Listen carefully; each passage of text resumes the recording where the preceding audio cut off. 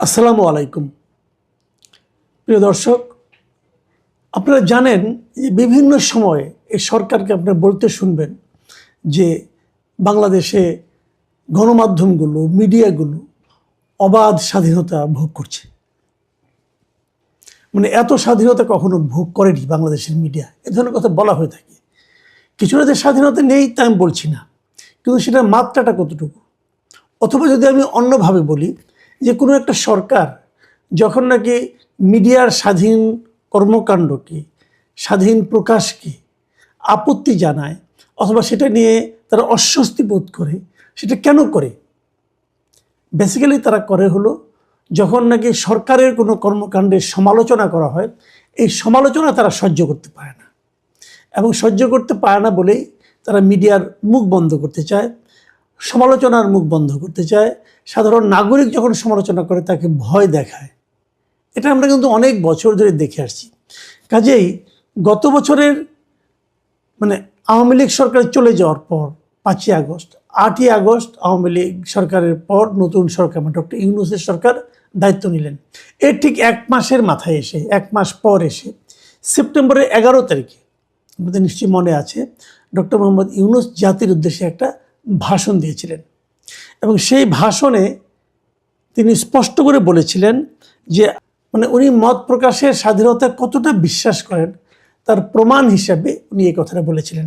আমি যদি ওনার কথাটা হুবহু বলি আপনাদেরকে, উনি কি বলেছিলেন? উনি বলেছিলেন, আমরা সবাইকে বলে দিয়েছি আপনারা মন খুলে আমাদের সমালোচনা করেন, আমরা সবার মতামতের প্রতি শ্রদ্ধাশীল। তো এটার পর আমরা বিভিন্ন সময় দেখেছি, হ্যাঁ এটা ঠিক যে অনেকেই মন খুলে সমালোচনা করেছেন, আমি নিজেও করেছি, আমি নিজেও অনেক কথা বলেছি। কিন্তু ইন্টারেস্টিং হলো সেই সমালোচনাগুলির ফল কি হয়েছে। সেই সমালোচনার পরে কি যে বিষয়ে সমালোচনা করা হয়েছে সেটা লজিক্যাল কি লজিক্যাল না, এটা নিয়ে কি সরকার কোনো ব্যাখ্যা দিয়েছে? সরকার কি বলেছে যে না আপনারা সমালোচনা করেছেন ঠিক আছে, বাট আমরা মনে করি এর চেয়ে এটাই ভালো, আমরা এই জন্য এটা করছি। সমালোচনা করার অর্থটা কি? যে আপনি এটা নিয়ে একটা সেকেন্ড থট দিবেন, দ্বিতীয়বার চিন্তা করবেন যে এত লোক যেহেতু বলতেছে তাহলে আমরা দেখি কি হয়। অথবা আপনারা কোনো অ্যাকশনে যাবেন, বলবেন যে না আপনাদেরটা ঠিক না, আমাদেরটা ঠিক আছে, অথবা আপনারা চেঞ্জ করবেন। আমার বক্তব্য হলো যে কোনো একটা সমালোচনাকে সরকার গ্রহণ করেছেন, আমার কাছে সেরকম মনে হয়নি। যে কারণে একবার আমি একটু কৌতুক করে বলেছিলাম যে ডক্টর ইউনূস বলেছেন যে আপনারা মন খুলে সমালোচনা করুন, এবং তারপর একটা কথা বলেছেন কিন্তু আমরা কেউ শুনিনি, মনে মনে বলেছেন। সেটা হলো আপনারা যাই সমালোচনা করেন আমি সেটা কানেই তুলব না। এটা আমার কাছে মনে হয়েছিল বলে আমি বলেছিলাম। যা হোক, এরপর কি হলো? এরও অনেক দিন পর এই বছরের মে মাসে আমাদের press secretary mister Shafiqul Alam, উনি চট্টগ্রাম প্রেস ক্লাবে গিয়েছিলেন একটা আলোচনা সভায় অংশ নিতে। সেখানে যে উনি বলেছিলেন যে সাংবাদিকতায় বর্তমানে যে অবস্থা চলছে এর চেয়ে ভালো সময় আর কখনো আসেনি। উনি নিজে এক সময় সাংবাদিক ছিলেন, যদিও একটা সংবাদ মাধ্যমে চাকরি করতেন, বিদেশি সংবাদ মাধ্যম এএফপিতে চাকরি করতেন। তো এই সমস্ত সংবাদ মাধ্যমে না আসলে সরকারের সমালোচনা করার কোনো একটা সুযোগও থাকে না। আর এএফপির তো খুব বেশি একটা ছিল বলে আমি অন্ততপক্ষে আমার সাংবাদিক জীবনে এএফপিকে খুব বিপ্লবী কোনো ভূমিকা রাখতে দেখেছি, আমার মনে পড়ে না। অনেকটা নিরামিষ টাইপের সাংবাদিকতা উনি করেছেন এএফপিতে। তারপরেও উনি দেখেছেন তো অন্যরা কেমন সাংবাদিকতা করেন, কি চাপের মুখে পড়েন, এগুলো উনি দেখেছেন। এবং ওই দেখার মাধ্যমে উনি কী বলেছেন, আমি ওই মে মাসের 2 তারিখে এই বছরের চট্টগ্রাম প্রেস ক্লাব উনি যে কথাগুলি বলেছেন সেখান থেকে আমি 2টো লাইন আপনাদের পড়ে শোনাই। উনি বলেছেন, আওয়ামী লীগ সরকার পতন ও অন্তর্বর্তী সরকার দায়িত্ব নেওয়ার পর এখন দেশে সাংবাদিকতার চর্চায় সব থেকে ভালো সময় যাচ্ছে। এই কথাটা ওনার বক্তব্য, এবং সাংবাদিকরা নাকি মন খুলে কথা বলতে পারছে। ভালো কথা। এখন আসেন, আমি এত আলোচনায় পুরনো ঘটনা দুটো বললাম কেন সেটা একটু ব্যাখ্যা করি। বিষয়টা হলো এই যে গত 2 দিন আগে একটা তথ্য বেরিয়েছে, সেটা গুগল বের করেছে। গুগল বাংলাদেশের যে সমস্ত প্ল্যাটফর্মগুলি পরিচালনা করে তার মধ্যে একটা হলো ইউটিউব গুগল পরিচালনা করে। ইউটিউবের মাধ্যমে অনেকে অনেক কিছু বলে, অনেক ভিডিও এখানে অন এয়ার হয়, এগুলোর ব্যাপারে গুগলের নিজস্ব একটা পলিসি আছে এবং সেই পলিসির মাধ্যমে তারা কিন্তু অনেক ভিডিও কিন্তু ফেলে দেয়। আপনারা শুনলে অবাক হবেন যে বাংলাদেশে গত 2025 সালের জানুয়ারি থেকে জুন পর্যন্ত গুগল কতগুলি ভিডিও ফেলে দিয়েছে ধারণা করতে পারেন? মানে বাংলাদেশ থেকে ভিডিও আপ করা হয়েছে, সেই ভিডিওগুলির মাঝখান থেকে তারা অনেকগুলো ভিডিও ফেলে দিয়েছে যেগুলো নাকি তাদের পলিসি মেনটেন করে হয়নি, হয়তো চুরিচামারি করছে, এর কাছ থেকে নিছে, ওর কাছ থেকে নিছে, বিকৃত করেছে, এই সমস্ত। সেরকম ভিডিওর সংখ্যা হলো 6,21,655টি।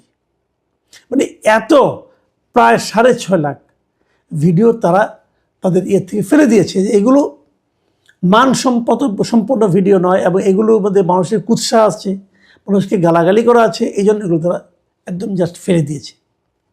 এতগুলি ফালানোর পরও তার মানে তারা কিন্তু ভিডিও ফালানোর ক্ষেত্রে খুব একটা কার্পণ্য করে না, কিন্তু তারপরও দেখা গেছে এবছর সরকার এই গুগলকে অনেকগুলি ভিডিও ফালানোর জন্য, সরিয়ে ফেলার জন্য অনুরোধ করেছে, ভিডিও অথবা নিউজ অনেকগুলো।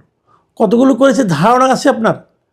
মানে এবছর সব মিলিয়ে 279টি অনুরোধ করেছে অন্তর্বর্তীকালীন সরকার। 279টি ভিডিওকে সরানোর জন্য, ভিডিও এবং কন্টেন্ট এবং নিউজ সরানোর জন্য তারা গুগলকে রিকোয়েস্ট করেছে।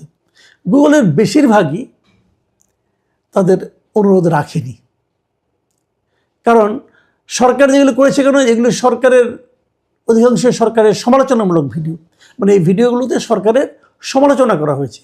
তো গুগলের বক্তব্য হলো যে সমালোচনা তো করতেই পারে, দেখতে হবে মিথ্যা কিনা, কিন্তু তারা মিথ্যা খুঁজে পায়নি, সরায়নি। তাহলে এখন আমার প্রশ্ন হলো, সরকার কেন সরাতে বললেন? তাহলে সরকারকে তার বিরুদ্ধে যারা সমালোচনা করেছে সেই সমালোচনাগুলিকে সহ্য করতে পারেন না, তাহলে অনুরোধ করবে কেন? এবং ম্যাক্সিমাম অনুরোধ করেছে বিটিআরসি। বিটিআরসি হলো টেলিযোগাযোগ নিয়ন্ত্রণ কমিশন, যেটা সরকারের একটা প্রতিষ্ঠান। তারাই ম্যাক্সিমাম কিন্তু রিকোয়েস্ট করেছে গুগলকে যে এগুলো সরিয়ে ফেলেন, এবং গুগল তাদের রিকোয়েস্টের ম্যাক্সিমাম রিকোয়েস্ট তারা রাখেনি, অগ্রাহ্য করেছে। কিন্তু এরা রিকোয়েস্ট করেছে, তারপরে রিকোয়েস্ট করার দরকারটা পড়লো কেন? এই কারণে পড়লো যে এই সমালোচনাগুলি সরকার নিতে পারছিল না। যদি সরকার নিতে না পেরে, সমালোচনাগুলি সহ্য করতে না পেরে গুগলকে রিকোয়েস্ট করে যে সরিয়ে ফেলে, এবং তারা কিন্তু জানে যে গুগল প্রতি বছর 6 মাস পর পর তাদের কাছে কে কত রিকোয়েস্ট পাঠায়, কোন দেশ থেকে কত রিকোয়েস্ট আসে যে এগুলি কন্টেন্ট অপসারণ করার জন্য, তার একটা তালিকা তারা প্রকাশ করে কিন্তু।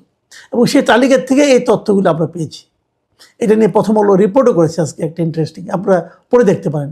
তো তাহলে তারা জানে যেটা এটা গুগল প্রকাশ করে দিবে, তারপরেও সরকারের রিস্কটা কেন নিল? নিয়েছে এই কারণে তারা আসলে সমালোচনাকে সহ্য করতে পারছে না। ওই যে ডক্টর মোহাম্মদ ইউনূস বলেছিলেন যে আপনারা প্রাণ খুলে সমালোচনা করুন, ওটা আসলে কথার কথা ছিল। উনি বলেছেন প্রাণ খুলে সমালোচনা করুন, কিন্তু ওনার প্রতিষ্ঠান সমালোচনা করে আবার সরিয়ে নেওয়ার জন্য গুগলকে রিকোয়েস্ট করছে। তাহলে বুঝতেই পারছেন, একটা প্রতিষ্ঠান, একটা মানুষ, একটা সরকার সমালোচনাকে কখন সহ্য করতে পারে না বলেন তো? যদি সমালোচনাটা তাদের গায়ে লাগে। কখন গায়ে লাগে? যখন সমালোচনাটা মিলে যায়।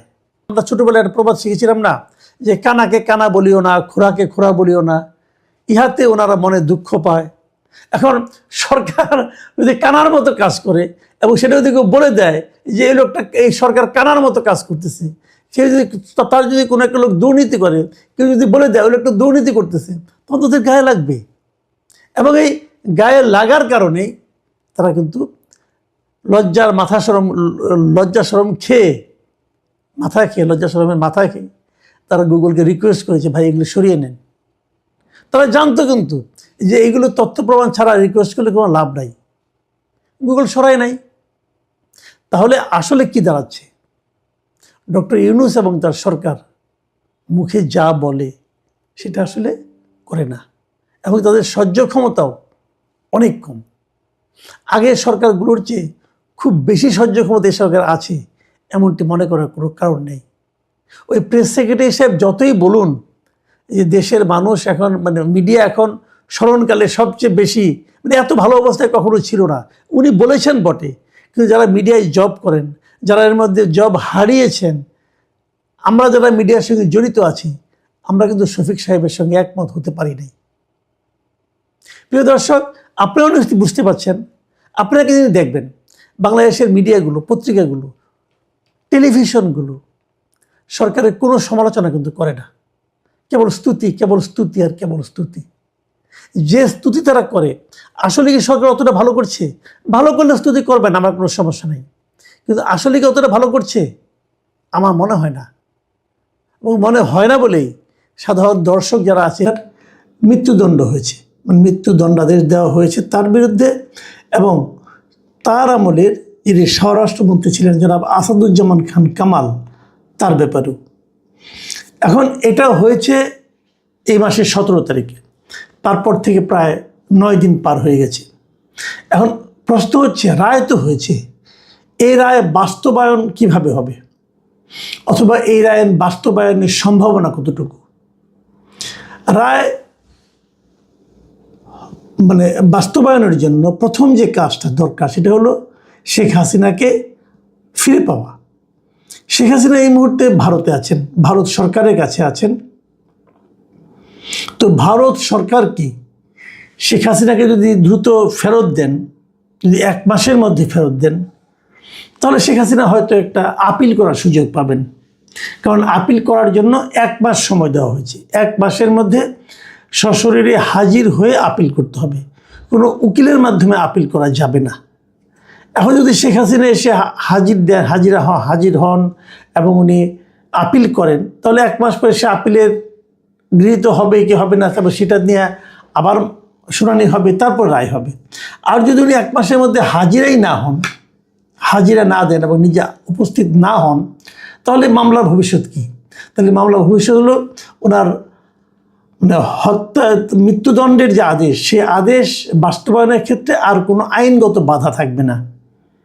1.5 মাস 2 মাস পরে যদি ওনাকে পাওয়া যায়, উনি যদি ভারত তাকে ফেরত দেয়, তাহলে পাওয়া মাত্রই ওনাকে ওনারা মৃত্যুদণ্ড প্রদান করতে পারবে এই সরকার। এই হলো মোটামুটি ধারণা। তো অবস্থা দৃষ্টি এটুকু বোঝা যাচ্ছে যে 1 মাসের মধ্যে শেখ হাসিনাকে বাংলাদেশ সরকারের কাছে ফেরত দেওয়া বোধহয় হবে না। এটা আমরা যতটুকু বুঝি, কোনো লজিক্যাল কোনো কারণ এখন পর্যন্ত দেখতে পাচ্ছি না ভারতের পক্ষ থেকে। বাংলাদেশ অবশ্য এরই মধ্যে ভারত সরকারকে চিঠি দিয়েছে। তারা বলেছে যে আপনাদের সঙ্গে আমাদের যে চুক্তি আছে, সেই চুক্তি অনুযায়ী আপনারা আমাদের কোনো অপরাধী আপনাদের এখানে থাকলে আপনারা ফেরত দিতে বাধ্য। সেরকমভাবে তারা কিন্তু চিঠি দিয়েছে। সেই চিঠি ভারত পেয়েছে। ভারত যে পেয়েছে এটা আজকে ভারতের পক্ষ থেকে কনফার্মও করা হয়েছে। কনফার্ম কিভাবে করা হয়েছে?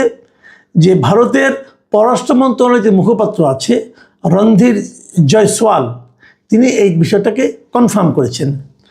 তারা বলেছেন যে এই ক্ষমতাচ্যুত সাবেক প্রধানমন্ত্রী ও মানবতা বিরোধী অপরাধের দণ্ডপ্রাপ্ত শেখ হাসিনাকে বাংলাদেশে ফেরত পাঠানোর অনুরোধটি পর্যালোচনা করে দেখছে ভারত সরকার।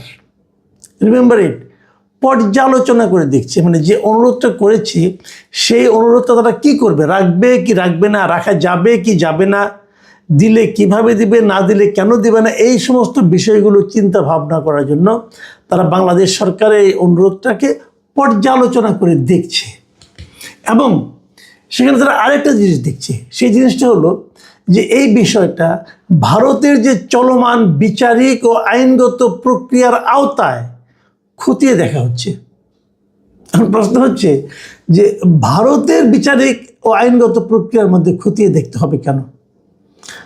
কারণ শেখ হাসিনাকে তো আমাদের আইনে বিচার দেওয়া হয়েছে, এটা তো ভারতের আইন না। কাজে আমাদের আইনে কি আছে না আছে সেটার আলোকে তাকে রায় দেওয়া হয়েছে।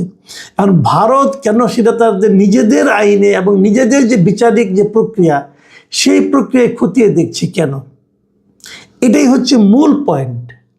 এবং এই পয়েন্টে যদি আপনি বিশ্লেষণ করেন, আমার ধারণা যে শেখ হাসিনাকে ভারত ফেরত দিচ্ছে না, এটা হলো আমার ধারণা। কারণ তাদের মধ্যে যে বিচারিক আদালতে যে বিচার হবে, আইনগত যে প্রক্রিয়ার মধ্যে বিচার হবে, সেখানে হলে বা তারা বলতে পারে যে ওখানে তো বাংলাদেশে বিচার হয়েছে, এটা একতরফা বিচার হয়েছে। তারা বলতে পারে ওখানে শেখ হাসিনার পক্ষে কোনো ভালো আইনজীবী ছিল না, শেখ হাসিনা তার আইনজীবীর সহযোগিতা নিতে পারে নাই, বলতে পারে। কাজে তারা হয়তো এমনও বলতে পারে যে বরং আমরা আমাদের আদালতে ওই অভিযোগ নিয়ে বলবো আপনারা আসেন, আমাদের আদালতে বিচার করেন, আমরাও এখানে শেখ হাসিনাকে পর্যাপ্ত সহযোগিতা দেই, তারপরে বিচার হোক। এরকম কথাও কিন্তু আসতে পারে, নাও আসতে পারে, আবার আসতেও পারে। কারণ যেহেতু তারা যখন বলে যে বিষয়টা ভারতের চলমান বিচারিক ও আইনগত প্রক্রিয়ার অধীনে খতিয়ে দেখা হচ্ছে, যখন তারা এই কথাটা বলে তখন এই কথাটার কিন্তু বেশ ব্যাপক একটা অর্থ দাঁড়িয়ে যায়।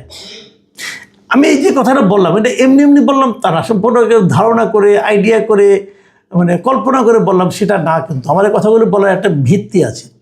ভিত্তি হলো এটা যে দুদিন আগে দ্য ডিপ্লোম্যাট পত্রিকা উনি স্পষ্ট বলেছেন যে না দেওয়ার কারণগুলি এখানে উল্লেখ করেছেন, এবং এখানে যে যে প্রসঙ্গগুলি তুলেছেন এই মিস্টার সুধা রামচন্দ্রন, সেগুলো হলো যে ভারতের বাংলাদেশের পররাষ্ট্র মন্ত্রণালয় যখন ভারতকে চিঠিটা লিখেছে সেখানে কিন্তু তারা খুব কড়া ভাষায় লিখেছে যে মানবতা বিরোধী অপরাধীকে যদি ওই দোষী সাব্যস্ত ব্যক্তিকে যদি ফেরত না দেওয়া হয়, যদি তারা আশ্রয় দেয়, তাহলে সেটা হবে অমিত্র সুলভ আচরণ এবং ন্যায় বিচারের প্রতি আঘাত।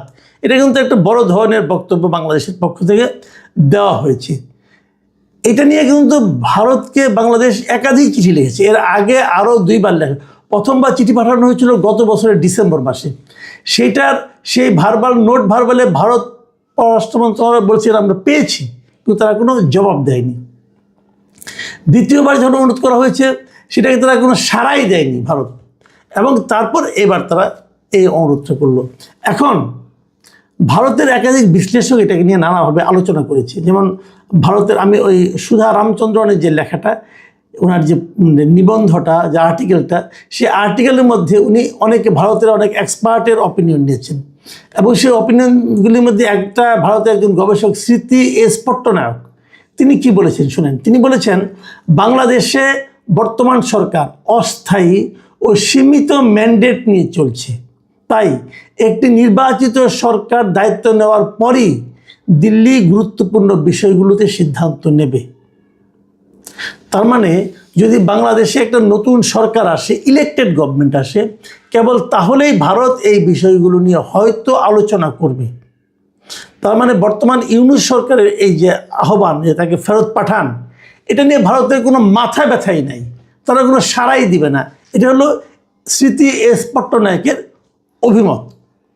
এবং এই ডিপ্লোম্যাটের যিনি সাংবাদিক, তিনি নানাভাবে ব্যাখ্যা করেছেন যে ভারতের যে সঙ্গে বাংলাদেশের যে সম্পর্ক এতদিন ছিল, শেখ হাসিনার আমলে যে সম্পর্কটা ছিল, এবং সেই সম্পর্কটার বিষয়ে ভারত যেভাবে এটাকে মূল্যায়ন করে, কেবল ভারতের বর্তমান গভর্নমেন্টটা, ভারতের বিভিন্ন রাজনৈতিক দল, যারা বিরোধী দল, তারা পর্যন্ত এই ঘটনাটাকে তারা খুবই গভীরভাবে বিশ্লেষণ করে, বিচার করে, এবং তারা শেখ হাসিনার সঙ্গে তাদের মিত্র ভাবটা, সেটাকে তারা সবাই খুবই একটা গুরুত্ব দেয়। এটা নিয়ে ভারতের অভ্যন্তরের কোনো চাপ নেই যে শেখ হাসিনাকে ফেরত দিতে হবে, এবং এতদিন ধরে শেখ হাসিনা সেখানে আছেন, তার মধ্যেও তাকে ফেরত পাঠানো নিয়ে যে একটু আলোচনাগুলো হচ্ছিল, ভারতের এক্সপার্টদের মতে যে রায় যখন হয়ে গেছে তখন তারা আরও শক্ত অবস্থান নিয়ে থাকবে, কারণ তারা চাইবে না তাদের এতদিনের পরীক্ষিত একজন বন্ধুকে মৃত্যুদণ্ডের মুখোমুখি পাঠাতে, এটা তারা চাইবে না। এবং তারা এটাও মনে করে যে তার বিরুদ্ধে যে মৃত্যুদণ্ডের যে আদেশটা দেওয়া হয়েছে, এটা কিছু না কিছু রাজনীতি দ্বারা প্রভাবিত। এটা হলো ভারতের এক্সপার্টদের অপিনিয়ন, এই কথা বলেছেন ডিপ্লোম্যাটের এই লেখক। এখন যদি প্রশ্ন ওঠে, যদি ভারত যদি ফেরত না পাঠাতে চায়, তাহলে কোন আইন, এটা কিন্তু বলতে হবে। আমাদের সঙ্গে তাদের তো একটা প্রত্যর্পণ চুক্তি আছে, সেখানে তো একটা লজিক তো দেখাতে হবে, এবং সেই লজিকের ব্যাপারেও এই সুধা রামচন্দ্রন লিখেছেন যে 2013 সালের প্রত্যর্পণ চুক্তি থাকলেও ভারত চাইলে রাজনৈতিক চরিত্রের অপরাধ ধারা ব্যবহার করে প্রত্যর্পণ করতে অস্বীকৃতি জানাতে পারে। তার মানে আমাদের সঙ্গে যে চুক্তিটা আছে সেই চুক্তির মধ্যে একটা অপশন আছে, সেই অপশন হলো যে আশ্রয় দানকারী দেশ যারা আশ্রয় দিবে কোনো বন্দীকে, সে যদি মনে করে যে তাকে যদি আমি ফেরত পাঠাই তাহলে সে রাজনৈতিকভাবে তাকে মানে বিচার করে তাকে সাজা দেওয়া হতে পারে। মানে তাকে যে বিচারটা করা হচ্ছে সেটা রাজনৈতিক চরিত্রের বিচার। যদি তারা মনে করে, এটা কিন্তু প্রমাণ করার দরকার নাই, তারা যদি মনে করে তাহলে তারা নাও পাঠাতে পারে। এবং তারা এখন এই ঘটনাকে সেই ধরনের একটা ধারার মধ্যে তারা ঢুকাই দিতে পারে, বলতে পারে যে আমরা মনে করছি শেখ হাসিনাকে পাঠালে তাকে রাজনৈতিকভাবেই তাকে শাস্তিটা দেওয়া হবে, অতএব আমরা নাও পাঠাতে পারি।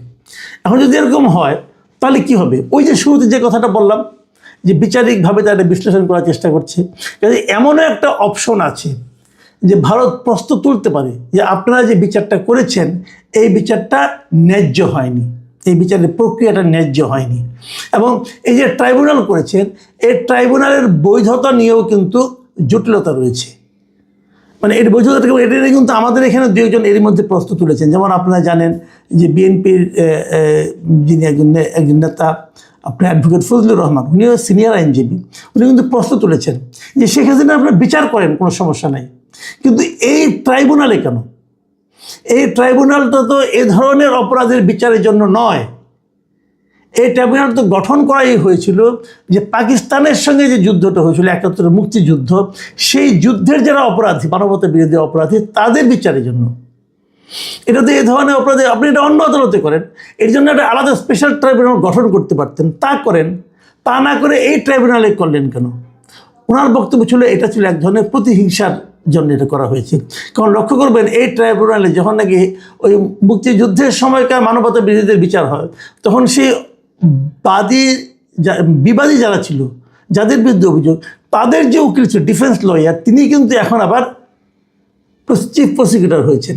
এখানে কিন্তু একজন প্রতিহিংসার ব্যাপার সবাই কিন্তু থাকতে পারে বলে উনি অভিযোগ করেছেন। কাজেই এইখানে কিন্তু ভারত কিন্তু সে একই কথা বলছে। তারা বলছে যে এই ট্রাইব্যুনালেরই বৈধতা নিয়ে কিন্তু জটিলতা আছে। এবং তারপর তারা এটাও বলছে যে এমনকি যদি দিল্লি ইতিবাচক সাড়াও দেয়, মানে দিল্লি যদি মনে করে না তারা হাসিনার অপরাধের বিষয়টা নিয়ে গুরুত্ব দিচ্ছে, হাসিনা অপরাধ করেছেন বলে ভাবছে, অথবা বাংলাদেশের এই মানে চিঠির প্রেক্ষিতে যদি ইতিবাচক সাড়া দেয়, তখনও দিল্লি বলতে পারে যে এই অপরাধের জন্য ভারতের আদালতে পূর্ণাঙ্গ প্রত্যর্পণ শুনানি হবে, যেখানে শেখ হাসিনা আত্মপক্ষ সমর্থনের সুযোগ পাবেন। মানে তাকে ফেরত পাঠাবে কি পাঠাবে না এটা নিয়ে ওখানে শুনানি হবে। এবং সেই শুনানিতে শেখ হাসিনার পক্ষে কোনো না কোনো অ্যাডভোকেট, কোনো না কোনো আইনজীবী লড়বেন এবং তিনি হয়তো প্রমাণের চেষ্টা করবেন যে শেখ হাসিনাকে ফেরত পাঠালে উনি রাজনৈতিকভাবে প্রতিহিংসার শিকার হতে পারেন। তো এই যদি হয় তাহলে কি হবে? ভারত এখন এই যে চিঠি দিয়েছে, সম্ভবত এই চিঠির তারা খুব স্পষ্ট কোনো জবাব দেবে না, আমার যেটা ধারণা। তারা অপেক্ষা করবে যে একটা নিয়মিত ইলেকটেড গভর্নমেন্ট আসার পরেই এটা নিয়ে আলোচনা করতে।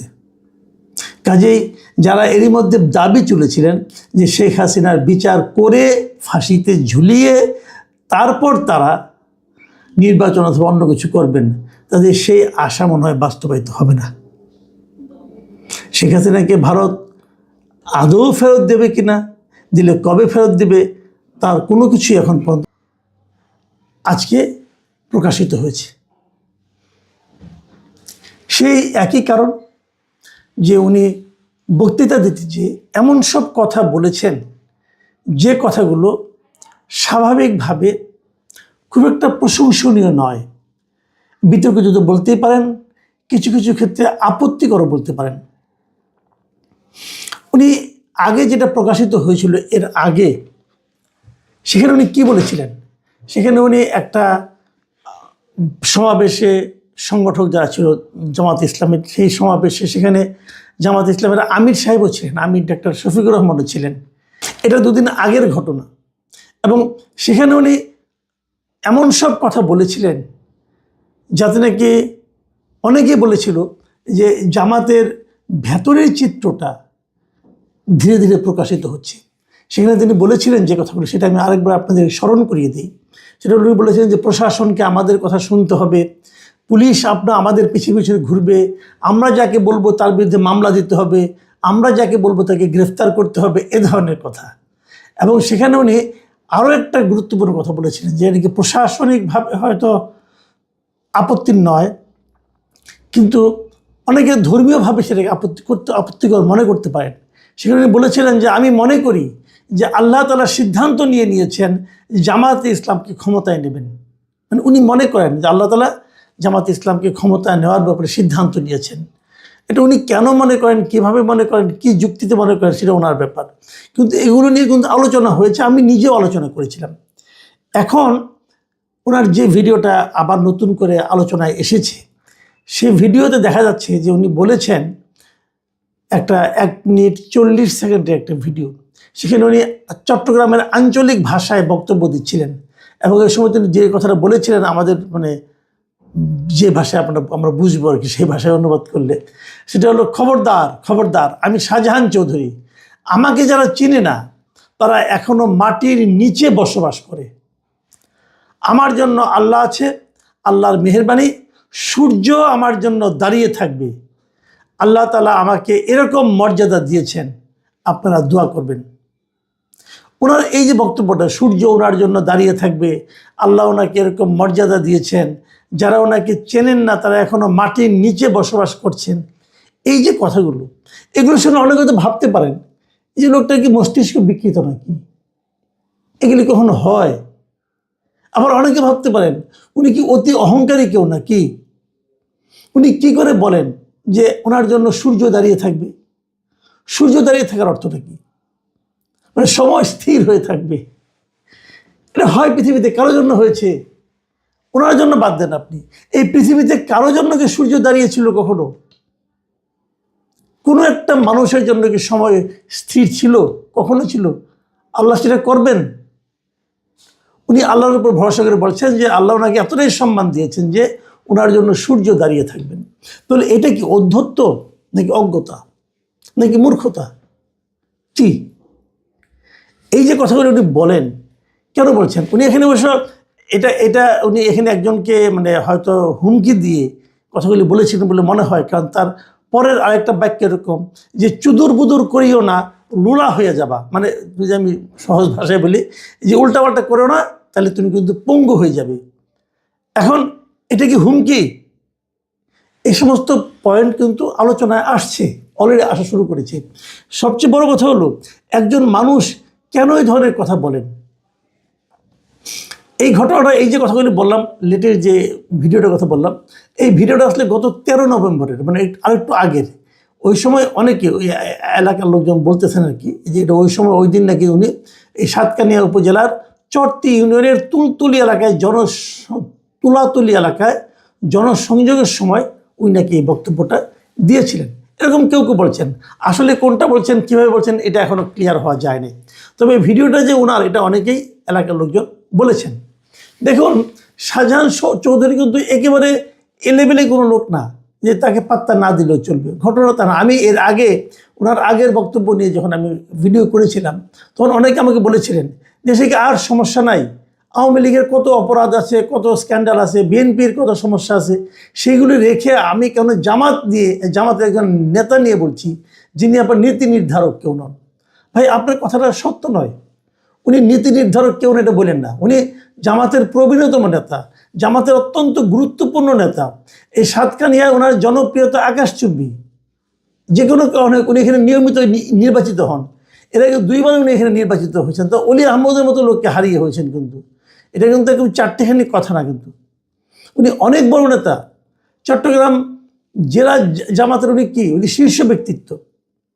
এগুলোকে বুঝতে হবে। উনি একদম ওনাকে পাত্তা দেওয়া যাবে না তা না, কিন্তু তারও চেয়ে বড় কথা, যদি উনি এত বড় নেতা নাও হতেন তবুও আমি এটা নিয়ে আলোচনা করতাম। এই জন্য করতাম যে জামাতের একজন নেতা, একজন ব্যক্তি এই ধরনের কথা বলেই যাচ্ছেন, তার মানেটা কি? তার মানে উনি এটা মনে করেন, উনি এটা বিশ্বাস করেন, এই কথাগুলি উনি নিজের বিশ্বাস থেকে বলেছেন। অনেক সময় এমন হয় মানুষ অপ্রকৃতস্থ হয়ে যায় হয়তো, মানে বিভিন্ন কারণে, কিন্তু ওনার তো আর অপ্রকৃতস্থ হওয়ার মতো কোনো কারণ নেই। উনি খুবই ধার্মিক একজন মানুষ। তার মানে এই যে কথাগুলি বলেছেন যে আল্লাহ নাকি এত ভালোবাসেন, ওনার জন্য আল্লাহ সূর্যকে স্থির করে দেবেন, এই যে চিন্তাগুলো, যে উনি মনে করেন আল্লাহ মানে মেনে নিয়েছেন, আল্লাহ সিদ্ধান্ত নিয়েছেন যে জামাত এবার নির্বাচনে বিজয়ী হয়ে ক্ষমতায় যাবে, এই যে কথাগুলো না, এগুলো উনি ওনার বিশ্বাস থেকে বলেন। এই বিশ্বাসটা এলো কোত্থেকে, এই বিশ্বাসের ভিত্তিটা কি, আমরা এই জিনিসটা আসলে বুঝতে চাই।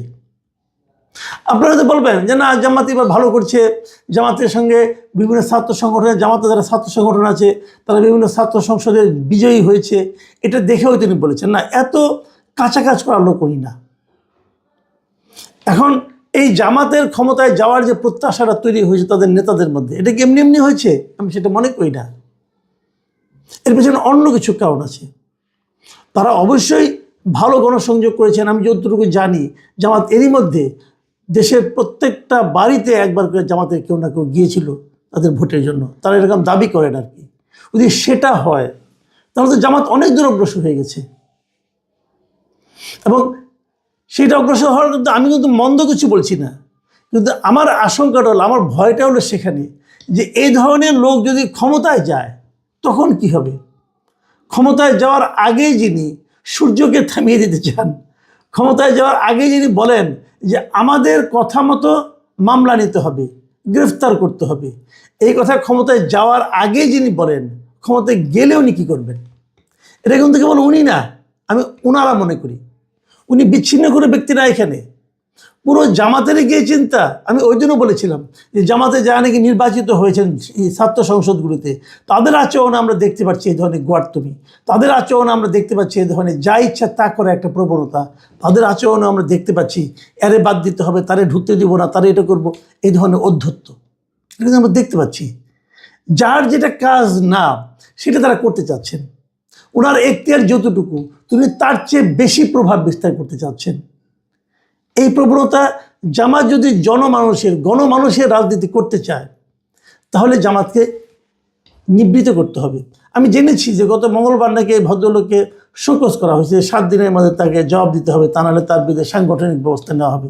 আমি এটা শুনেছি, কি সাংগঠনিক ব্যবস্থা নেবে সেটা আমি বলতে পারবো না, কিন্তু আমার কথাটা হলো কি, নেওয়া হোক বা না হোক সেটা আলোচনা হলো গিয়ে ওনার বিরুদ্ধে এই সমস্ত এমন কোনো ব্যবস্থা কি নেওয়া সম্ভব হবে যে কারণে জামাতের অন্য নেতা যাদের মধ্যে এই ধরনের চিন্তা সক্রিয় হয়ে গেছে তাদের সেই চিন্তাগুলো থামবে, তাদের সে অধ্যত্ব থামবে।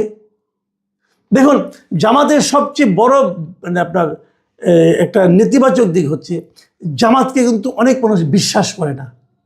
এরা ইসলামের কথা বলে, কিন্তু এদের ইসলামটা আসলে কোন ইসলাম?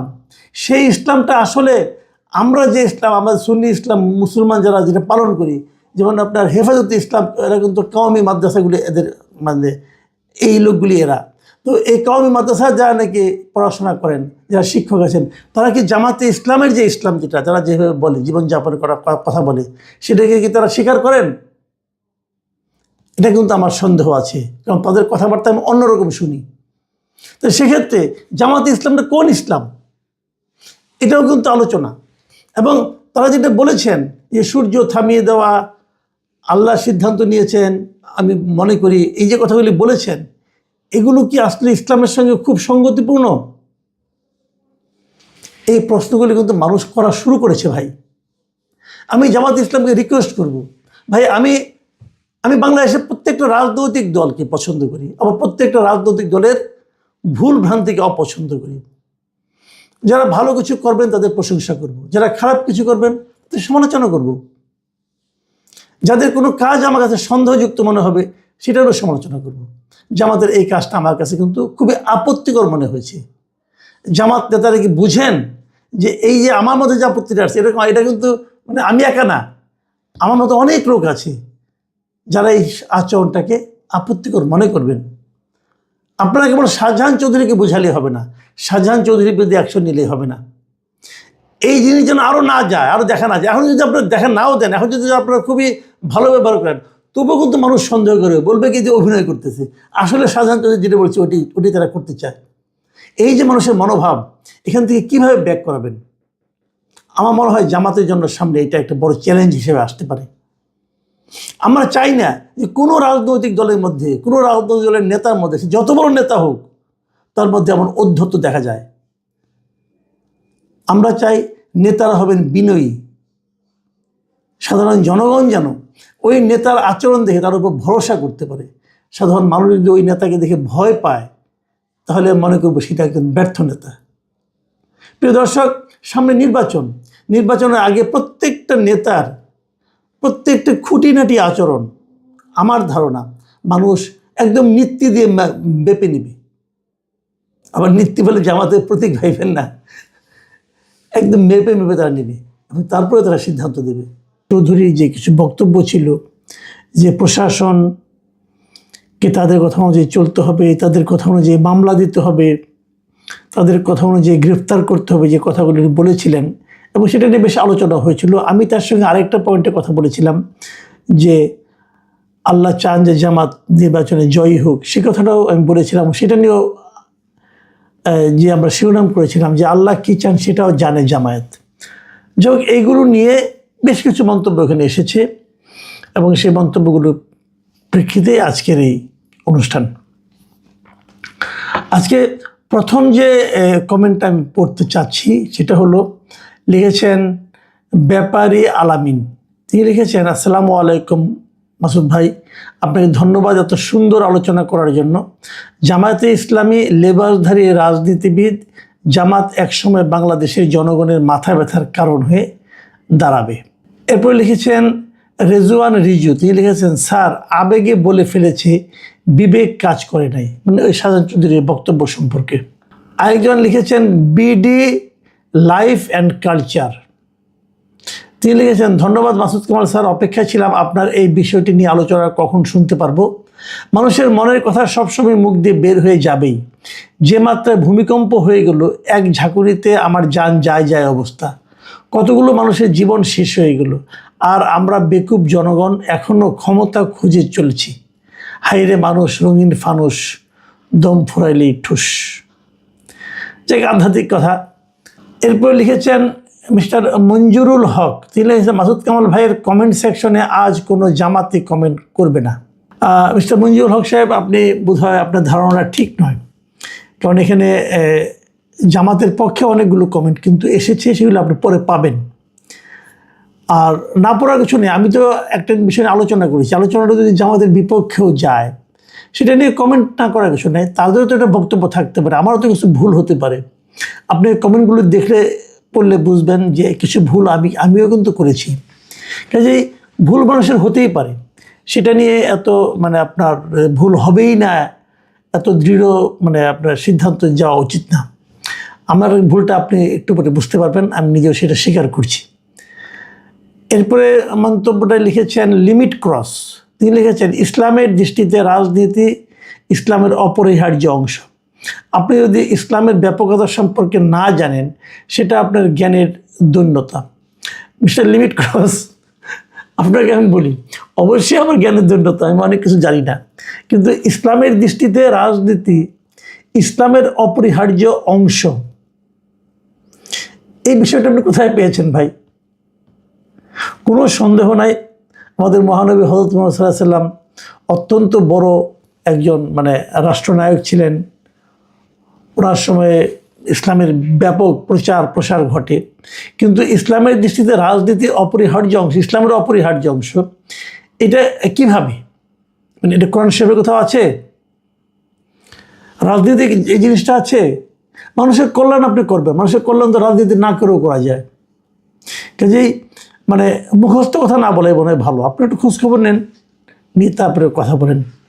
যদি হয় ভালো, আপনি আমাকে একদম তথ্য প্রমাণ সহ বলেন ভাই, কোনো সমস্যা নেই। তাই যদি হতো না, সারা দুনিয়াতে একমাত্র আমরাই মানে ইসলামী দল করতেছি না, তো আরও অনেক দল আছে, অনেক দেশ আছে, সেগুলোতে এরকম আছে, কিন্তু রাষ্ট্র ক্ষমতায় গিয়েছে এরকম কয়টা পাবে না। জহুরুল ইসলাম, আপনার সঙ্গে আমি একমত যে এখানে আপনি যেটা বলেছেন এটি ঠিক, আমারটাই একটু ভুল হয়েছে। ভুল হয়েছে এই কারণে, আমার ভুলটা আমার ইচ্ছাকৃত না।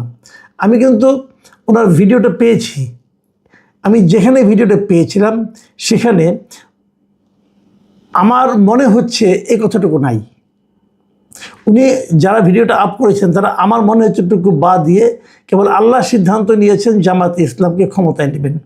তো আপনার এই কমেন্ট পাওয়ার পর আমি নিজে এটাকে অনেকগুলো জায়গায় সার্চ করে শেষ পর্যন্ত আমি খুঁজে পেয়েছি একটা জায়গায়, যে স্টার নিউজ খুব সম্ভবত, এই টেলিভিশনের একটা নিউজে আমি দেখেছি, পুরোটা পেয়েছি আমি।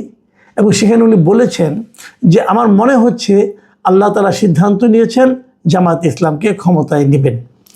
উনি আমার মনে হচ্ছে এই কথাটা আগে যুক্ত ছিল, কিন্তু প্রথম আমি যেখান থেকে করেছিলাম বলেছিলাম মন্তব্যটা করেছিলাম সেখানে আমার মনে হচ্ছে ওটুকু আমি পাইনি, মানে ওরা ওখানে ওটুকু আপ করেনি। তাদের এই জায়গাটাতে আমি যারা করেছিল কাজটা তাদের সমালোচনা করছি। আমার কথা হলো কি, যখন কেউ কিছু একটা বলে তার পুরো বাক্যটাই কিন্তু থাকা উচিত। বাক্যাংশ দিলে পরে মানুষের মধ্যে একটা ভুল বুঝাবুঝি সৃষ্টি হতে পারে, যেটা আমার ক্ষেত্রে হয়েছে। আমার জন্য ভুল বুঝাবুঝি হয়েছে এবং এই জন্য আমি অবশ্যই ক্ষমা প্রার্থী। কিন্তু তারপরেও আমার একটা কথা, যদি আপনার মনেও হয় সেটাই বা হবে কেন? আপনার মনে হচ্ছে আল্লাহ সিদ্ধান্ত নিয়েছেন, এটাই বা আপনি ভাবেন কেন? আপনি বলতে পারতেন যে আমার মনে হচ্ছে আল্লাহ হয়তো আমাদের দিকে তাকাবেন, আমাদের ভালো ফল করতে দিবেন। কিন্তু জামাত ইসলামকে আল্লাহ ক্ষমতায় নেবেন, এটা আপনার মনে হয় যদি, সেখানেও কিন্তু একটু ব্যাপার আছে।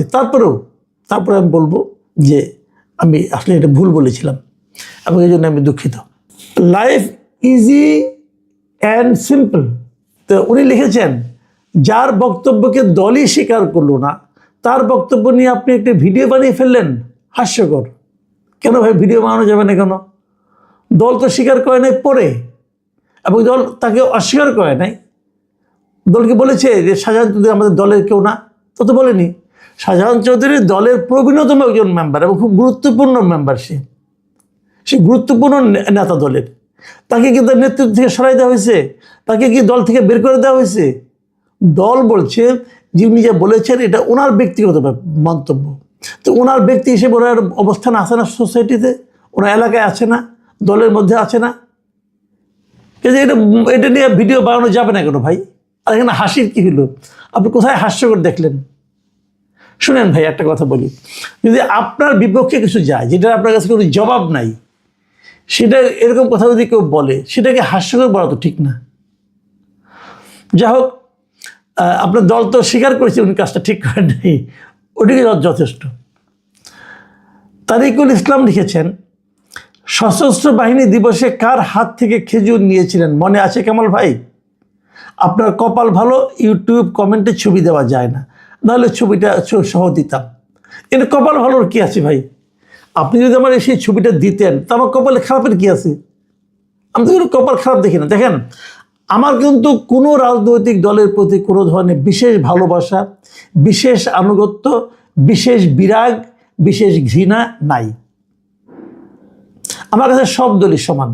কোনো একটা দল যখন ভালো কাজ করে আমি তার প্রশংসা করি, কোনো একটা দল যখন খারাপ কাজ করে তখন তার আমি সমালোচনা করি। হিসাব ভাই সিম্পল। সশস্ত্র বাহিনী দিবসে কার হাত থেকে খেজুর নিয়েছিলাম এটা মনে না থাকার কোনো কারণ নেই। খেজুর নয়, আপনি ওটা বুঝতে পারেননি।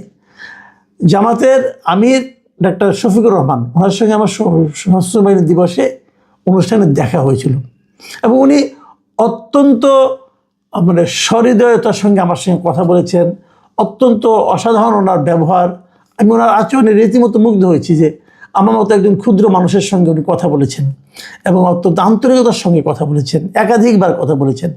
এবং একবার উনি আমার সঙ্গে যখন কথা বলতে আসছেন তখন ওনার হাতে একটা আঙুর ছিল, সে আঙুরটা উনি আমাকে দিয়েছেন এবং ওটা দিতেই পারেন, অন্যায় হয় নাই।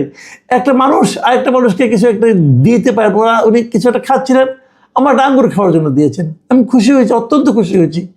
ওখানে পাশে আমার স্ত্রীও ছিলেন, ওনাকে আমি দেখিয়েছি যে আমাকে উনি খেজুরটা দিয়েছেন, তো আমি তো খেয়েছি।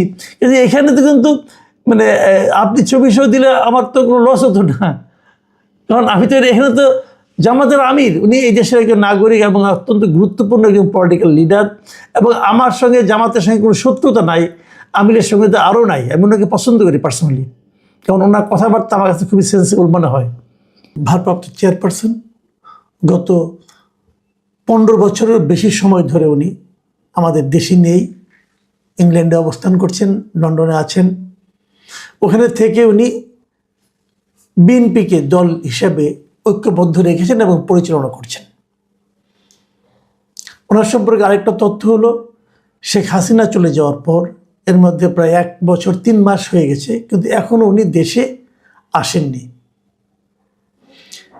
ওখান থেকে উনি নিয়মিত সোশ্যাল মিডিয়া এবং ইলেকট্রনিক মিডিয়ায় বিভিন্ন সময় বক্তব্য দিয়ে থাকেন এবং সেই বক্তব্য একদম গ্রামে গঞ্জে প্রত্যন্ত অঞ্চলে পর্যন্ত চলে যায়। উনি একদম প্রত্যন্ত অঞ্চলে তৃণমূল পর্যায়ের অনেক সভাতেও উনি অনলাইনে যুক্ত হন এবং মানুষের সঙ্গে কথা বলেন।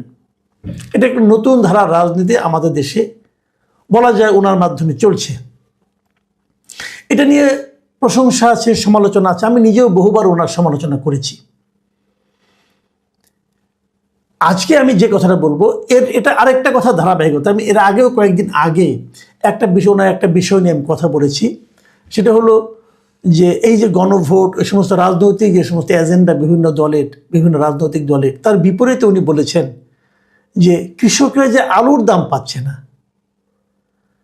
এই বিষয়টা কিন্তু উনি তুলে এনেছিলেন ওনার একটা বক্তব্যে। সেটা নিয়ে অনেকে অনেক রকম ট্রল করেছে, বাট আমি এটাকে প্রশংসা করেছি। আমি মনে করি একটা পলিটিক্যাল লিডারের বক্তব্য এরকম গণমুখী হওয়া উচিত। আজকে আমি যে প্রসঙ্গটা নিয়ে কথা বলবো এটা হচ্ছে উনি ওনার ভেরিফাইড ফেসবুক পেজে এখন থেকে প্রায় 22-23 ঘন্টা আগে একটা পোস্ট দিয়েছেন এবং এই পোস্টটা উনি ইংরেজিতে লিখেছেন। ওনার পোস্ট সাধারণত আমি যতগুলি দেখি প্রায়গুলি বাংলায় পাই, ইংরেজিতেও পাই, বাট এটা উনি ইংরেজিতে লিখেছেন এবং বেশ বড় একটা পোস্ট। আমি হিসেব করে দেখলাম প্রায় 721 শব্দের এই পোস্টটা। 721 শব্দে সাধারণত একটা আপনার দৈনিক পত্রিকার পোস্ট এডিটোরিয়াল 721 শব্দের মধ্যে হয়ে যায়। তো সেই হিসেবে বলতে গেলে উনি একটা পোস্ট এডিটোরিয়াল লিখেছেন এবং লেখাটা অত্যন্ত ঝরঝরে। আমি নিজে বিরোধিতা করেছেন। সরকারের সিদ্ধান্তটা হলো, সরকারের সিদ্ধান্তগুলো আমি বলি, যেমন ওনারা অলরেডি 2টা পোর্ট তড়িঘড়ি করে 2টা বিদেশি প্রতিষ্ঠানের কাছে দিয়েছেন। কি শর্তে দিয়েছেন, কি এখানে আমাদের কি লাভ, আমাদের কি ক্ষতি, আমাদের কি ঝুঁকি, এগুলো নিয়ে কোনো রকম কেউ জানে না। এবং আশিক চৌধুরী সাহেব বিরাট, যিনি চেয়ারম্যান, উনি বলেছেন এগুলো নাকি নন ডিসক্লোজার এগ্রিমেন্ট। আমার পোর্ট আরেকজনকে বিদেশি কোম্পানিকে আপনি দিবেন, সেটাতে আমরা কি পাবো, লাভজনক হবে না লস হবে, এটা জানার অধিকার আমাদের জনগণের নাই। উনি করবেন, ওনার সে এখতিয়ার আছে। এটা কি স্বৈরাচারী এখতিয়ার, নাকি প্রশাসনিক এখতিয়ার, নাকি গণতান্ত্রিক এখতিয়ার, এটাও প্রশ্ন আমরা করতে পারবো না। উনি দিবেন। উনি আবার এই দেশের নাগরিকও না, কিন্তু উনি দ্বৈত নাগরিক। উনি অর্ধেক এই দেশের নাগরিক আর অর্ধেক হলো যুক্তরাজ্যের নাগরিক। উনি এই কাজ শেষ করার পরে যখন এই সরকারের পতন হবে অথবা চলে যাবেন, তখন কিন্তু নিশ্চিতভাবে আপনি 100% গ্যারান্টি লিখে রাখতে পারেন উনি আবার যুক্তরাজ্যে ফিরে যাবেন। এখন আসছেন ফপড় দালালি বলে, একটা ফাপড় দালালি না, ফপড় দালালি একটা শব্দ আছে, ওটা করতে আসছেন নাকি, আমাদেরকে জ্ঞান দিয়ে যাচ্ছেন, আমাদের জিনিসপত্র লিজ দিয়ে যাচ্ছেন। যাই হোক, চট্টগ্রামের নিউ মেরিন পোর্ট, এটাও লিজ দেওয়ার জন্য সব কিছু ঠিকঠাক। এর মধ্যে আদালতে একটা মামলা হয়েছে, রিট হয়েছে, এটা নিয়ে সেই রিটের রায়ও আমরা আগামী সপ্তাহে পেয়ে যাবো হয়তো বা। আর কয়েকদিনের মধ্যে মানে ডিসেম্বরের 1st উইকে আমরা আদালত থেকে এটা রিটের রায় পাবো, কি পাবো না পাবো। এই সময় এই 2টা ঘটনা নিয়ে তারেক রহমান সাহেবের অনেক বড় একটা স্ট্যাটাস আমি দেখতে পেলাম। এবং এখানে উনি কী বলেছেন, বেসিক্যালি প্রথমে যে কথা, উনি 2টো ঘটনা উল্লেখ করেছেন। একজন ক্ষুদ্র গার্মেন্টস মালিক, কিভাবে তার রপ্তানি বন্ধ হয়ে যাওয়াতে এখন তার জীবন ধারণটা কীরকম সমস্যা হচ্ছে, টাকা দিতে পারছেন না। আর একজন চাকরিজীবীর কথা বলেছেন, উনিও একটা জায়গায় চাকরি করতেন, রপ্তানিমুখী চাকরি, এবং সেখানে তার ওভারটাইম ধীরে ধীরে কমে গেছে, তারপরে বেতনও বন্ধ হয়ে গেছে। এখন উনি সংসার কীভাবে চালাবেন এগুলি নিয়ে টেনশন করছেন। এই যে ঘটনাগুলো উনি বলেছেন, এটাকে উনি ব্যাখ্যা করেছেন যে এলডিসি থেকে কীভাবে উত্তরণ হওয়া যায়। উনি বলেছেন যে যখন রপ্তানির উপর চাপ বাড়ে তখন প্রথমে ওভারটাইম বন্ধ হয়, তারপরে শিফট কমে, তারপরে চাকরি চলে যায়। এগুলো কোনো খবরের শিরোনাম হয় না, এগুলো সাধারণ ঘরের নীরব সংকট। কিন্তু এরপরে যে উনি যে কথাটা বলেছেন, দ্যাট ইজ মোস্ট ইম্পর্টেন্ট কথা। আমি ইংরেজিটা কিন্তু আপনাদের বাংলা করে আপনাদের পড়ে শোনাচ্ছি। মানে বর্ণনা করেছেন যে এই যে সংকটগুলো, আমি যে আগামীতে নির্বাচনে কাউকে একজনকে ভোট দেব, সেই সময় এই যে সংকটগুলো, এগুলো কি বিবেচনা রাখা হবে? যারা এই সংকটে পড়েছে তারা কি জানতে পারবে এই ভোট দিলে সেই সংকট থেকে কতটুকু বাঁচবে? অথবা সরকার যখন বলছে যে আমরা আগামীতে এলডিসি থেকে উত্তরণ ঘটাবো আমরা, তখন তারা কি এটা ঘটলে যাদের সমস্যা হবে কিংবা হবে না তাদেরকে জিজ্ঞাসা করে? তো বেসিক পয়েন্ট হলো এটা। আপনারা জানতে চান, অনেকে, আমি যে আলাপ করছি আমি শিওর অনেকে জানেন না আসলে এলডিসি জিনিসটা কি। এলডিসি যদি আমি অ্যাব্রিভিয়েশন করি, এটা লিস্ট ডেভেলপমেন্ট কান্ট্রি, মানে স্বল্প উন্নত দেশ, এটা হলো এলডিসি। তো স্বল্প উন্নত দেশ থেকে আমাদেরকে উত্তরণের জন্য, উপরের স্তরে যাওয়ার জন্য একটা প্রস্তাব আছে। এটা আগে সরকার এটা নিয়ে অগ্রসর করেছিল। আমরা আগে ছিলাম অনুন্নত দেশ, সেখান থেকে স্বল্প উন্নত দেশ, সেখান থেকে উন্নত দেশ হবো আমরা। এটা এরপরের স্টেপটা বলা হয় এলডিসি গ্র্যাজুয়েট। আমরা এলডিসি গ্র্যাজুয়েটের দিকে যাচ্ছি আর কি। তো জাতিসংঘের একটা প্রস্তাব হলো যে আগামী বছর 2026 সালের নভেম্বর মাসে আমরা এলডিসি থেকে এলডিসি গ্র্যাজুয়েট হয়ে যাব। তারেক রহমান এই ব্যাপারে বলেছেন এই কারণে যে এই সরকার সিদ্ধান্ত নিয়েছে, হ্যাঁ আমরা তাই করব। তারা এই সিদ্ধান্তের কথা জাতিসংঘকে জানিয়ে দিয়েছে। এখন প্রশ্ন হলো যে এতে সমস্যাটা কোথায়? কেন তারেক রহমান আপত্তিটা করলেন? আপত্তি করেছেন এ কারণে যে যখন আপনি এলডিসি থেকে এলডিসি গ্র্যাজুয়েট হয়ে যাবেন, তখন কি হবে? তখন তারা ধরে নেবে আপনি একটা আর অতটা স্বল্প উন্নত নয়, আপনি এখন বেশ উন্নতি করেছেন। যখন উন্নতি করেছেন, স্বল্প উন্নত দেশগুলি কি হয়, যেহেতু তারা স্বল্প উন্নত দেশ, তারা কিন্তু অনেক দেশের অনেক আন্তর্জাতিক ঋণ পায় কম সুদে। আপনার সে কম সুদ আর থাকবে না। আপনি অনেক জায়গায় পণ্য রপ্তানি করার সময় বিনা শুল্কে রপ্তানি করতে পারেন, অথবা অল্প শুল্কে রপ্তানি করতে পারেন। আপনি সেই সুযোগটাও হারাবেন। আবার লাভও আছে। লাভটা কি? লাভটা হলো এই যে আপনার মান মর্যাদা বাড়বে। আপনি পাবলিকের কাছে বলতে পারবেন, বিশেষ যেখানে যাবেন বলতে পারবেন আমি আর এলডিসি কোম্পানি, এলডিসি না, মানে লিস্ট ডেভেলপমেন্ট কান্ট্রি না, আমরা এখন এলডিসি গ্র্যাজুয়েট হয়ে গিয়েছি। অতএব আমাদের এখানে মানুষের অর্থনৈতিক অবস্থা খুব ভালো, তোমরা আসো, এসে আমাদের এখানে বিনিয়োগ করো, আমাদেরকে ঋণ দাও, সুদ বেশি হোক আমি ঋণ শোধ করতে পারবো যেহেতু আমার টাকা আছে। এগুলো তো এই লাভের চেয়ে ক্ষতি কি বেশি না লাভ বেশি, এটা নিয়ে আলোচনা চলতে পারে। তারেক রহমান কিন্তু ওই কথাটাই বলেছেন যে এলডিসি থেকে এলডিসি গ্র্যাজুয়েট হলে পর যারা অ্যাফেক্টেড হবে তারা কি জানে যে সরকার এরকম একটা সিদ্ধান্ত নিচ্ছে? তাদের কি বলা হয়েছিল যে এই সিদ্ধান্ত আমরা নিতে যাচ্ছি, তোমাদের কি মতামত? জিজ্ঞাসা তো করা হয়নি। তো সিদ্ধান্তটা কে নিচ্ছে? সরকার নিচ্ছে। তারেক রহমান এই জায়গায় প্রশ্ন করেছেন যে আপনি যে নিচ্ছেন সিদ্ধান্তটা, আপনি কি একটা নির্বাচিত সরকার? আপনাকে কি জনগণ ম্যান্ডেট দিয়েছে এই সমস্ত সিদ্ধান্ত নেওয়ার জন্য? আপনি তো একটা অন্তর্বর্তীকালীন সরকার। আপনি অন্তর্বর্তীকালীন সরকার হিসেবে নতুন একটা রেগুলার গভর্নমেন্ট আসবে, তাদের কাছে দায়িত্ব হস্তান্তর করে চলে যাবেন। তো আপনি কেন এই সমস্ত মৌলিক সিদ্ধান্ত নিচ্ছেন যা নেওয়ার এখতিয়ার আপনার নেই? ঠিক এটাই কিন্তু উনি বলেছেন, একই কথা বলেছেন পোর্টের ব্যাপারে, বন্দরের ব্যাপারে, যে আপনি যে বন্দর আয়োজনকে দিয়ে দিচ্ছেন, আপনি কি কারোর সঙ্গে আলাপ করেছেন? অথবা এটা কি দেওয়ার আপনার অধিকার আছে? অধিকার তো নেই। আপনি এইটা আপনি কার কাছে জবাবদিহি করছেন?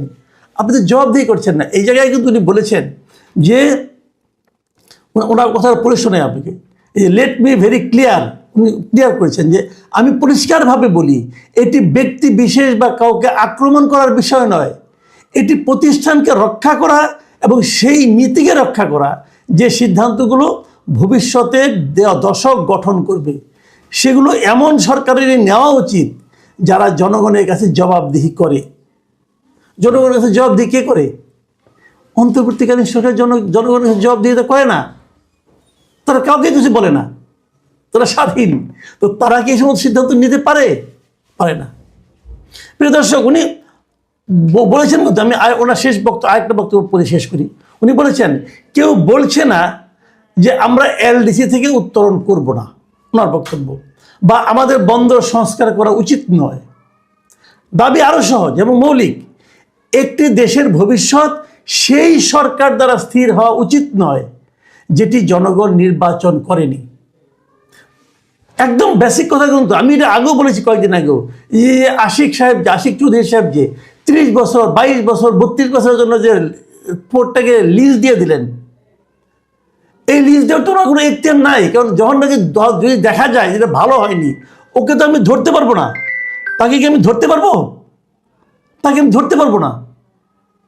এই জিনিসটা কিন্তু আপনাকে ভাই মাথায় রাখতে হবে।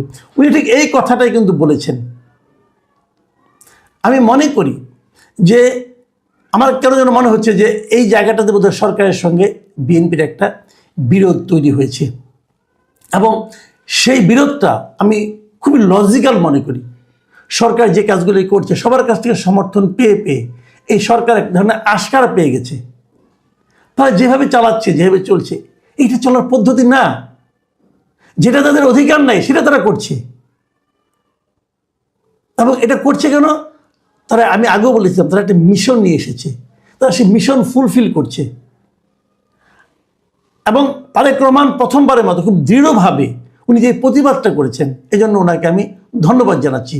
আমরা পলিটিক্যাল পার্টির লিডারদের কাছ থেকে এরকম দেশপ্রেমী আশা করি, এবং আমি আশা করি অন্যান্য যে পার্টিগুলো আছে, যেমন জামাতে ইসলাম আছে, এনসিপি আছে, তারাও এই সমস্ত বিষয়ে সরকারের বিরোধিতা করবে। যে এই সরকারের যা করার এখতিয়ার নেই তা তারা করতে যাচ্ছে কেন, এগুলো থামানো দরকার। এবং যারা এই পেছনে আছে, যারা কলকাঠি নাড়ছে, তাদেরকেও সামনে নিয়ে আসা দরকার। আপনি অজুহাত দিবেন যে G2G এর চুক্তি ডিসক্লোজ করা যাবে না, এই সমস্ত ফালতু কথা বলে কোনো লাভ নেই রে ভাই। G2G কি? আপনি ডেনমার্ক এবং সুইজারল্যান্ডের সঙ্গে চুক্তি করছেন, আপনি কি গভর্নমেন্টের সঙ্গে করছেন নাকি ওখানকার বেসরকারি প্রতিষ্ঠানের সঙ্গে করছেন? আপনি বেসরকারি কোম্পানির সঙ্গে করছেন, তো কোম্পানির সঙ্গে করা চুক্তি G2G হয় কীভাবে? আমাদেরকে হাইকোর্ট দেখাচ্ছেন আপনি? হাইকোর্ট দেখাবেন না ভাই, প্লিজ। এইগুলি ঠিক না। এবং আমি মনে করি যে প্রত্যেকটা পলিটিক্যাল পার্টির এখন সামনে এগিয়ে আসা উচিত। ওর ইজারা দেওয়া নিয়ে বিদেশিদের হাতে বন্দর যে লিজ দেওয়া হচ্ছে, সেটা নিয়ে যে কন্টেন্ট করেছিলাম, সেখানে আমরা বলেছিলাম যে বন্দরগুলো বিদেশিদের হাতে দেওয়ার ম্যান্ডেট কে দিয়েছে, এবং আরও কয়েকটা শিরোনাম ছিল। সেই কন্টেন্টের উপর ভিত্তি করে যে মন্তব্যগুলো এসেছে, কমেন্টগুলো এসেছে, দর্শকদের সেই মন্তব্যগুলো নিয়ে আলোচনা করব। শুরুতে বলে নেই, আজকে আমি নিজে বলবো কম, কারণ আমি দেখেছি অনেক দর্শক এই বিষয়টা নিয়ে বেশ গুরুত্বপূর্ণ কিছু মন্তব্য করেছেন, এবং সেই মন্তব্যগুলি আপনাদের সঙ্গে আসলে শেয়ার করতে চাই। আমি প্রথমে যে মন্তব্যটা, কমেন্টটা পড়তে চাচ্ছি, সেটা লিখেছেন রমজান আলী। তিনি লিখেছেন, মাসুদ ভাই, আজকের মন্তব্যের জন্য আপনাকে আমি কি বলে যে ধন্যবাদ জানাবো সেই ভাষা আমার জানা নেই। রাজনৈতিক দলগুলোর বসে থাকা উচিত না, এখনই আন্দোলনে নামা উচিত। এরপরে মন্তব্যটা লিখেছেন মোহাম্মদ মমিন আহমেদ। তিনি বলেছেন যে আপনারা সব সময় বলেছেন শেখ হাসিনা ভারতের কাছে দেশ বিক্রি করেছে, অথচ একটি চুক্তির মধ্যে কোনোটি প্রমাণ করতে পারেনি এই সরকার।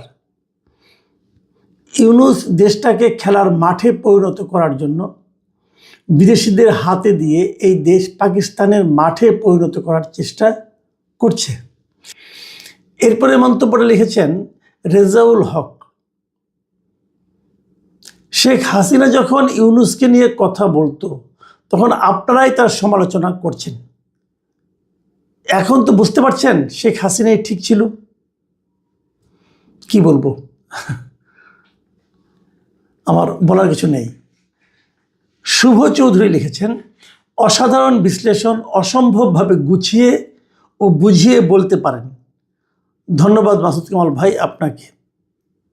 শুভ চৌধুরী সাহেব, আপনাকে অনেক ধন্যবাদ আমার এই প্রশংসাটুকু করার জন্য। আমি আসলে অতটা পারি না, তবে আমি চেষ্টা করি যে আমি যেভাবে বুঝি সেভাবে আপনাদের সঙ্গে শেয়ার করতে। রেজাউল করিম লিখেছেন, রাজাউল করিম, বন্দর চুক্তি যদি শেখ হাসিনা সরকারের সময় হতো বিদেশিদের সাথে, তাহলে দেশের সুশীল বাবুরা, বুদ্ধিজীবী বাবুরা, সাংবাদিক বাবুরা এবং রাজনীতিজীবী বাবুরা হরতাল ডাকত, দেশ গেল বলে গলাবাজি করত, পত্রিকা বড় বড় প্রবন্ধ উপসম্পাদকীয় পাতায় ছাপা হতো। কিন্তু আজ সবাই মুখে কুলুপ এঁটে রয়েছে, যেন দেশে কিছু হয়নি।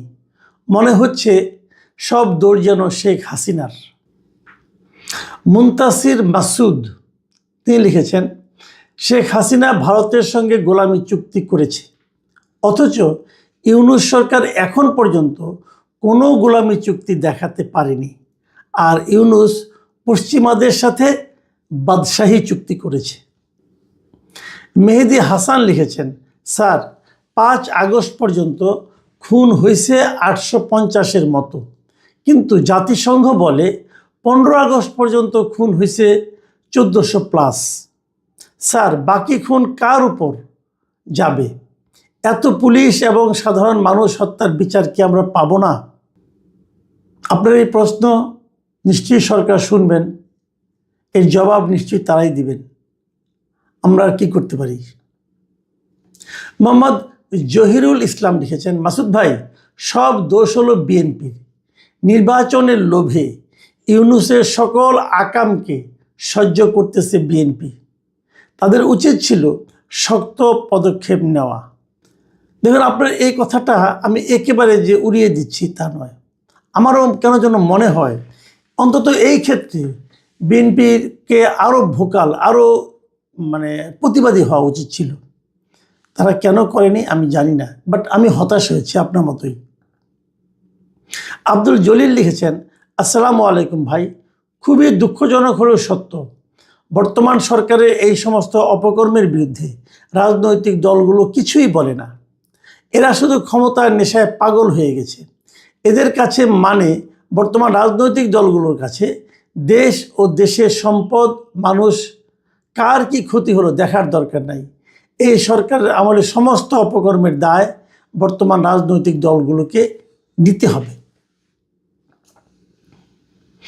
গোলাম ফারুক লিখেছেন, good decision by the government, it will stop the corruption at the port. এটা গোলাম ফারুক সাহেবের অভিমত, ওনার ধারণা সরকার যে সিদ্ধান্ত নিয়েছে পোর্টগুলো ইজারা দেওয়ার, এটা ভালো সিদ্ধান্ত এবং এতে নাকি পোর্টগুলিতে দুর্নীতি কমবে। আমি এই সংক্রান্ত আরেকটা কমেন্ট পড়ি, তারপরে একটু বলি। এটা ইঞ্জিনিয়ার সাগর লিখেছেন, আমি ব্যক্তিগতভাবে মনে করি ভালো হয়েছে, কারণ আমাদের দেশের সব চোর বাটপার। দেখুন, এই জায়গাটাতে আমি দুটো কথা বলি আপনাকে, আপনাদের দুজনকে বলছি। আমাদের দেশের সবাই চোর বাটপার, এ ধরনের একটা খুবই সরলীকৃত সুইপিং কমেন্ট করা আমাদের একটা স্বভাব হয়ে গিয়েছে। আমাদের যে সবাই যদি চোট বাটপাট হয়, চোট বাটপাট ধরেন। চোট বাটপাট ধরার কি কোনো নাই, পদ্ধতি নাই, সেটা প্রয়োগ করেন। তা আমাদের দেশের সবাই চোর বাটপার, আমাদের সিদ্ধান্ত যারা নেয় তারা অযোগ্য, আমাদের কেউ কারো কোনো দূরদৃষ্টি নাই। তাহলে কি পুরো দেশটা এক কাজ করেন ভাইয়া, দেশের যে প্রধান উপদেষ্টা হবে অথবা প্রধানমন্ত্রী হবে, এটা বিদেশ থেকে নিয়ে আসেন। প্রেসিডেন্ট বিদেশ থেকে নিয়ে আসেন, থানার ওসি বিদেশ থেকে নিয়ে আসেন, সব বিদেশ থেকে নিয়ে আসেন, পুরো দেশটাকে লিজ দিয়ে দেন ভাই, তাহলে আর সমস্যা থাকে না। আমরা দেশ লিজ হয়ে যাবে, ইস্ট ইন্ডিয়া কোম্পানির মতো ইংরেজ দেশ দিয়ে নেবে, আমরা সাদা চামড়ার লোকদের অধীনে কাজ করব। এটাই করেন ভাই। এই ধরনের মন্তব্য করা খুব সহজ, কিন্তু এতে কিন্তু সমস্যার সমাধান হবে না। যে প্রশ্নটা আমি করেছিলাম সেটা হলো যে আপনারা যে আমরা একটা চুক্তি করছেন, এটা কি দেশের মানুষ জানে? জানে তো না। আমাদেরকে জানান, আপনারা যে একটা কোম্পানিকে দিচ্ছেন, বিদেশি কোম্পানিকে, বিদেশে কি একটাই মাত্র কোম্পানি, আর কোনো কোম্পানি নাই? তাদের সঙ্গে কোনো কম্পিটিশন হয়েছে, কোনো টেন্ডার হয়েছে? আপনারা যেটাকে ভালো মনে করলেন, আপনি মনে করলে হবে না, আমার দেশের লোকে মনে করতে হবে। আপনি যিনি মনে করছেন, এটাও তো আপনি বিরাট যারা লোক আছে মনে করছেন, আপনি তো দেশে থাকেন না, আপনি থাকেন ইংল্যান্ডে, আপনি ইংল্যান্ডের নাগরিক ভাই। আপনি ইংল্যান্ড থেকে এসে আমার দেশ ঠিক করতে আসছেন ভাই, এভাবে তো চলবে না। আমার দেশ আমাকে ঠিক করতে দেন। ধরেন আপনি ইংল্যান্ড থাকেন, আপনি ওখানে কোট প্যান্ট পরে ঘোরাফেরা করেন, এদিকে গ্রামে আপনার মা, আপনার বাবা এখন লুঙ্গি পরে ঘুরে। এবার আসে যদি আপনি ইংল্যান্ডের পোশাক আপনার বাবাকে পড়াতে চান, ওইটা পরে যদি উনি বাজারে যান, মানুষের কাছে হাসির পাত্র হবেন না? আপনি যদি ইংল্যান্ডের বৃদ্ধা মহিলারও স্কার্ট পরে, আপনার মাকে যদি স্কার্ট পরে বাজারে নিয়ে যান অথবা অন্য বাড়িতে বেড়াতে নিয়ে যান, আপনার মার কী অবস্থা হবে ভাবুন তো একবার। ভাই, ইংল্যান্ডে আপনি কি দেখে আসছেন, ওই থিওরি এখানে চলবে না। আমাদের কাজ আমাদেরকে করতে দেন, আমাদের মতো করে করতে দেন। ছোট করে বলা কঠিন, এদেশের লোক সব চোর বাটপার, এদেশের লোক সব খারাপ, বলা সহজ, কিন্তু আমরা তো এদেশেই থাকি। আমাদের চোট বাটপার যদি থাকে, সে তো আমারই ভাই, আপনারই ভাই রে ভাই। এই যে চোর বাটপার কি বিদেশ থেকে আসছে না, এই দেশেই ছিল, আমাদেরই আত্মীয়, তাদেরকে ঠিক করার দায়িত্ব রাখার আমাদেরই তো ঠিক করার দায়িত্ব। আমরা চোর ধরলেই তো হয়, চোরকে যখন না ধরবেন তখন চুরি বেড়ে যাবে, তখন চোর বেড়ে যাবে। এই ধরার দায়িত্বটা কিন্তু সরকারের। সরকারের দায়িত্ব চোর ধরা, সরকারের দায়িত্ব চোরের সঙ্গে রাগ করে বিদেশ থেকে লোক নিয়ে আসা নয়। যাই হোক, আমি আরো কয়েকটা মন্তব্য করি। দীপু খান লিখেছেন, যে দেশে জ্ঞানী গুণীরা দুর্নীতিবাজ হয় সে দেশের অবস্থা আর কত ভালো হবে। সাধারণ মানুষ যাকে বিশ্বাস করে সেই হয় স্বৈরাচারী। হতাশার কথা, কিন্তু বাস্তব।